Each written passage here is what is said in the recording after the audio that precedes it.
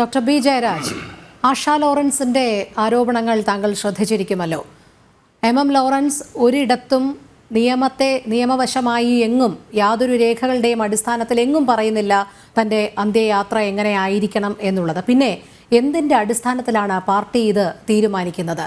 അധികാരത്തിൻ്റെ ഗർവ് തന്നെയാണോ പാർട്ടി കാണിക്കുന്നത്? ഇങ്ങനെ ഒരു എതിരഭിപ്രായം ഉണ്ട് എന്നറിഞ്ഞിട്ടും, അതിവൈകാരികമായി ഒരു മകൾക്ക് എതിരഭിപ്രായമുണ്ട് എന്നറിഞ്ഞിട്ട് പോലും അവരെ ഭീഷണിപ്പെടുത്തുന്ന തരത്തിലേക്കാണ് പിന്നീട് കാര്യങ്ങൾ പോകുന്നത്. എന്തുകൊണ്ടാണ് CPM ഇത്ര വലിയ ഒരു മൂല്യച്യുതി സംഭവിക്കുന്നത്?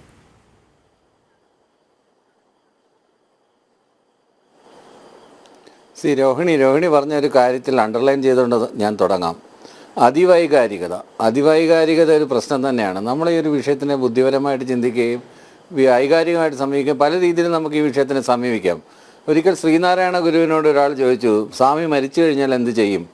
അപ്പോൾ ശ്രീനാരായണ ഗുരു പറഞ്ഞത്, എൻ്റെ മൃതദേഹം വല്ല ചക്കിലിട്ടാട്ടി തെങ്ങിൻ്റെ കുഴിയിലിടാനാണ് ശ്രീനാരായണ ഗുരു എന്ന് പറഞ്ഞത്. അത് ശ്രീനാരായണ ഗുരുവിൻ്റെ സ്റ്റാൻഡ്. ഓരോ നിരീശ്വരവാദിയുടെയും സ്റ്റാൻഡ് അതുതന്നെയാണ്. ഇപ്പം എൻ്റെ ശരീരം ഞാൻ മരിച്ചു കഴിഞ്ഞാൽ മെഡിക്കൽ കോളേജിലും വിട്ടുകൊടുക്കാനാണ് എഴുതി വെച്ചിരിക്കുന്നത്. നാളെ എൻ്റെ മകളോ എൻ്റെ ഭാര്യയോ അത് അനുവദനീയമല്ല, ഞങ്ങൾക്ക് ഇന്ന മതാചാര പ്രകാരം അടക്കം ചെയ്യണമെന്ന് പറഞ്ഞാൽ അത് നിയമപരമായിട്ട് അവർ പറയുന്നതാണ്. പക്ഷേ എൻ്റെ ആഗ്രഹത്തിന് വിരുദ്ധമാണത്. ഒരുപക്ഷെ ഇനി പറഞ്ഞിട്ടുണ്ടോ അല്ലെ പറഞ്ഞിട്ടില്ല. പക്ഷേ പാർട്ടി M ലോറൻസിനോട് ചെയ്ത ഇതിനെയൊന്നും അത് ന്യായീകരിക്കാൻ ഞാൻ പറയുന്നില്ല. ആവർത്തിക്കുന്നുണ്ട് ശ്രീ ജയരാജ്.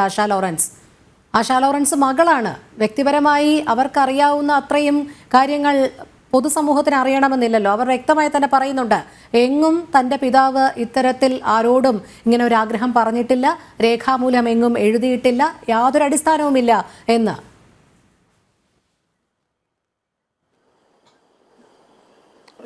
ആശാ ലോറൻസ് പറഞ്ഞതിനോട് ഞാൻ യോജിക്കുന്നു. പക്ഷേ ആശാ ലോറൻസും M ലോറൻസുമായിട്ടുള്ളൊരു ബന്ധം ഒരു ലവ് ആൻഡ് ഹേറ്റ് റിലേഷൻഷിപ്പ് ആയിരുന്നു എന്ന് അവരുടെ വാക്കുകൾ തന്നെ പറയാതെ തന്നെ പറയുന്നുണ്ട്. അവരുടെ കാര്യങ്ങൾ അന്വേഷിക്കുന്നുണ്ടായിരുന്നു.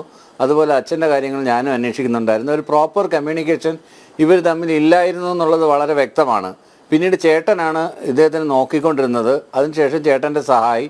അപ്പോൾ ഇവർ തമ്മിൽ, സഹോദരങ്ങൾ തമ്മിലുള്ള പ്രശ്നങ്ങൾ, ഫാമിലിയിലെ പ്രോബ്ലംസ്, അമ്മയുടെ മരണം, ഇങ്ങനെ ഒരുപാട് പ്രശ്നങ്ങൾ ഇതിനകത്ത് വരുന്നുണ്ട്. അതുകൊണ്ട് ഇപ്പോൾ അവരുടെ ആഗ്രഹം അങ്ങനെയാണെങ്കിൽ, അല്ലെങ്കിൽ ഒരു മകൾക്ക് അങ്ങനെ താല്പര്യമുണ്ടെങ്കിൽ ആരും ഇപ്പോൾ ഉദാഹരണത്തിന് ഒരു കെഡാവർ, നമ്മളുടെ ഇന്ത്യയെ സംബന്ധിച്ചിടത്തോളം അല്ലെ കേരളത്തിനെ സംബന്ധിച്ചിടത്തോളം ഒരു കെഡാവറിനെ കിട്ടിക്കഴിഞ്ഞാൽ 25 കുട്ടികൾക്ക് അത് പഠിക്കാൻ പറ്റും.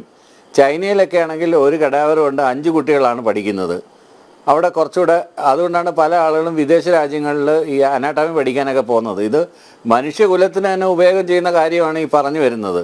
പിന്നെ വൈകാരികമായിട്ട് സമീപിച്ചാൽ എനിക്കങ്ങനെ എൻ്റെ അച്ഛനെ ഇങ്ങനെ പള്ളിയിൽ അടക്കണം, അല്ലെങ്കിൽ ഇങ്ങനെ ചെയ്യണം എന്നൊക്കെ പറയുന്നത് ഇത് വായിക്കുമ്പോഴും ആ ഫേസ്ബുക്ക് പോസ്റ്റിൽ തന്നെ പറയുന്നുണ്ട്. ഇതിനെക്കുറിച്ച് പറയുമ്പോഴൊക്കെ പുച്ഛത്തോടു കൂടിയാണ് പല കാര്യങ്ങളും ഇങ്ങനെ പട്ടിണിപ്പെടുത്തുന്നതിൻ്റെ, അല്ലെങ്കിൽ ജനങ്ങളെ പട്ടിണിയിലിടുന്നതിൻ്റെ ദൈവം എനിക്ക് വേണ്ട എന്നൊക്കെ പലപ്പോഴും ആവർത്തിച്ചിട്ടുള്ളതാണ്. അത് മാത്രമല്ല, M ലോറൻസിൻ്റെ ചരിത്രം എടുത്ത് പരിശോധിച്ച് കഴിഞ്ഞാൽ M ലോറൻസിൻ്റെ അച്ഛൻ ഒരു കടുത്ത നിരീശ്വരവാദിയായിരുന്നു. അതുപോലെ തന്നെ ചേട്ടൻ കവിയും സാമൂഹ്യ പ്രവർത്തകനും, പിന്നെ അതുപോലെ തന്നെ പുരോഗമനവാദിയുമായിരുന്നു.